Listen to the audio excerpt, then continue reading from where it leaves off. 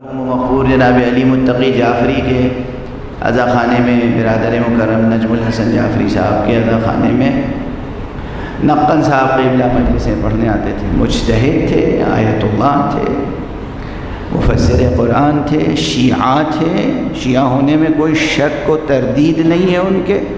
سید نقوی، مجتہد فقیہ۔ آپ کو یہ تاریخی بات شاید معلوم نہ ہو کہ پورے بر صغیر میں، اس وقت ہندوستان، پاکستان، بنگلہ دیش تقسیم نہیں ہوئی تھی، پورے بر صغیر میں تمام مسلمان خلافت تحریک لے کر آگے بڑھ رہے تھے۔ ایک پوری تحریک چلی تھی، خلافت تحریک، جس نے پھر اس ملک کو بھی آزاد کرانے کی زمین ہموار کی، انگریزوں کا ٹکر لیا، اور مسلمان اس قدر متحد تھے کہ ہندو بھی ان کے ساتھ آ گئے۔ مہاتما گاندھی بھی خلافت تحریک میں دوش بدوش مسلمانوں کے تھے۔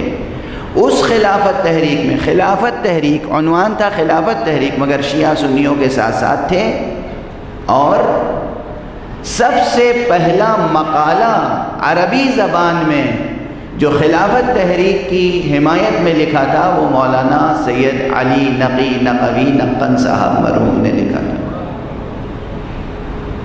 تمام سنی علماء، جید علماء، دیوبندی، بریلوی، جتنے بھی علماء تھے پورے بر صغیر کے، وہ سب علماء ایک اسٹیج پر تھے، اور کانفرنس کے بعد جب اس کانفرنس کی تجاویز لکھی گئیں تو ان تجاویز کو نقن صاحب کے قلم نے کاغذ پر کوئی شکل و صورت دی۔ آخری اردو مسودہ بھی انہوں نے تحریر فرمایا، اور اس کا عربی ترجمہ بھی نقن صاحب نے فرمایا۔